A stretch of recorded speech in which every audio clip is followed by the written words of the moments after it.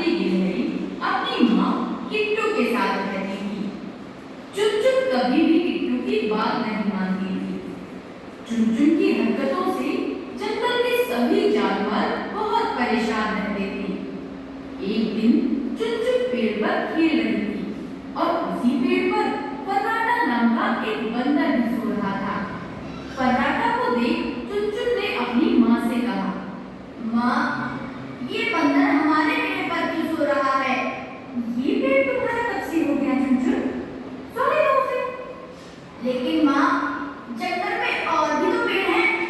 इससे कहो किसी दूसरे पेड़ पर जाकर सोए। चुनचुन, जैसे ये जंगल सबका है, वैसे ही ये पेड़ भी सबका है। इसीलिए तुम इस पेड़ से उसे नहीं हटा सकती। किट्टू ये बोलकर चली गई, लेकिन चुनचुन को एक शरारत सूझी। वो बंदर के पास पहुंची। उसने बंदर की पूंछ को पेड़ की टहनी से बांध दिया। उसके थोड़ी ही देर बाद जब फर्राटा बंदर सोकर उठा तो उसने दूसरी टहनी पर छलांग लगाने की कोशिश की, लेकिन उसकी पूंछ बंधी होने के कारण वो दूसरी टहनी तक नहीं पहुंच सका और वहीं पेड़ से उल्टा लटक कर चिल्लाने लगा,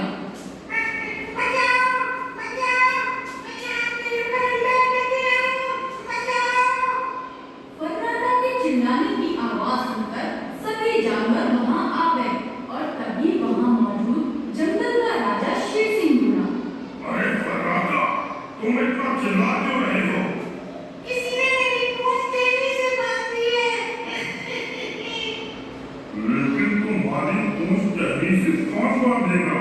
किसी को क्या मिलेगा ऐसा करके? ये काम तो शरारती चुनचुन ने किया होगा। वो ही जंगल के सभी जानवरों को परेशान करती है। ये बातें किट्टू और चुनचुन पेड़ के ऊपर बैठकर सुन रही थी। इतने में चुनचुन बोली, हाँ, मैंने ही बंदर की पूंछ पेड़ से बांधी है। लेकिन तुमने ये सब क्यों किया? बंदर ने तुम्हारा क्या बिगाड़ा है? जंगल में इतने सारे पेड़ हैं, तो ये बंदर इस पेड़ पर क्यों सोया? ये हमारा पेड़ है। ये सुनकर सभी जानवर हैरान रह गए। तभी हिरन बोला, चुनचुन, एक बात कान खोलकर सुन लो। ये जंगल सबका है, इसलिए यहाँ के पेड़ों पर भी सबका अधिकार है। चुनचुन, अगर अब तुमने जंगल में किसी जानवर को तंग करने की कोशिश की तो मैं तुम्हें इस जंगल से निकाल दूंगा। ये सुनकर किट्टू जल्दी से बोल पड़ी, नहीं नहीं महाराज, चुनचुन अभी छोटी है, उसको माफ कर दीजिए। आज के बाद वो ऐसी शरारत कभी भी नहीं करेगी। मैं अभी फर्राटा की पूंछ खोल देती हूँ। ये कहकर किट्टू फर्राटा बंदर की पूंछ पेड़ की टहनी से खोलने लगी और तभी फर्राटा बंदर पेड़ से गिर गया। इतने में शेर सिंह बोला, किट्टू, किट्टू, समझा है ना अपनी बेटी को? ये उसके लिए आखिरी चेतावनी है। ये बोलकर शेर सिंह और जंगल के बाकी जानवर वहां से चले गए और किट्टू ने चुनचुन से कहा, चुनचुन, तुम ये शरारतें करना कब छोड़ोगी? तुम्हारी ये नासमझी किसी दिन तुम्हारे लिए मुसीबत बन जाएगी, समझे? किट्टू की बात का चुनचुन पर कोई असर नहीं हुआ। ऐसे ही कुछ दिन बीत गए कि तभी किट्टू को किसी काम से जंगल से बाहर जाना पड़ गया और उसने चुनचुन से कहा, चुनचुन, मैं एक जरूरी काम से जंगल के बाहर जा रही हूँ, लेकिन तुम यहाँ किसी को परेशान मत करना और जंगल से कहीं दूर मत जाना। ठीक है माँ, आप चिंता मत करो, मैं किसी को परेशान नहीं करूँगी। लेकिन चुनचुन की बात पर किट्टू को विश्वास नहीं था, इसीलिए उसने अपने पड़ोस में रहने वाले कालू कौवे से कहा, कालू भाई, मैं जंगल से बाहर जा रही हूँ। एक दो दिन में वापस आ जाऊंगी। क्या तुम चुनचुन का ख्याल रखोगे? इधर देखो, लेकिन जल्दी आने की कोशिश करना। तुम्हारी बेटी को ज्यादा दिन तक संभालना मेरे बस की बात नहीं है। कालू भाई, चिंता मत करो, मैं जल्दी आने की कोशिश करूंगी।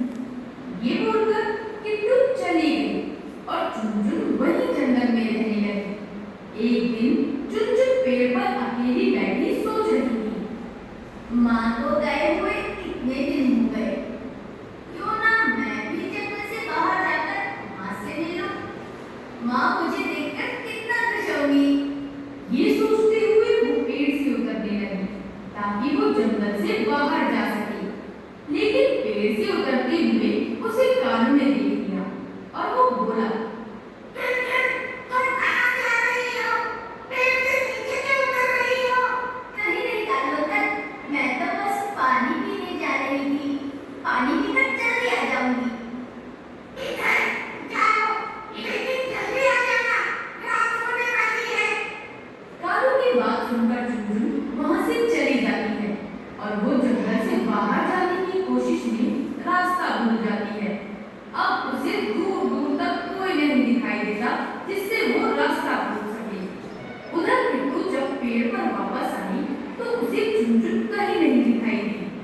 उसने कालू से पूछा, कालू भाई, चुनचुन कहाँ है?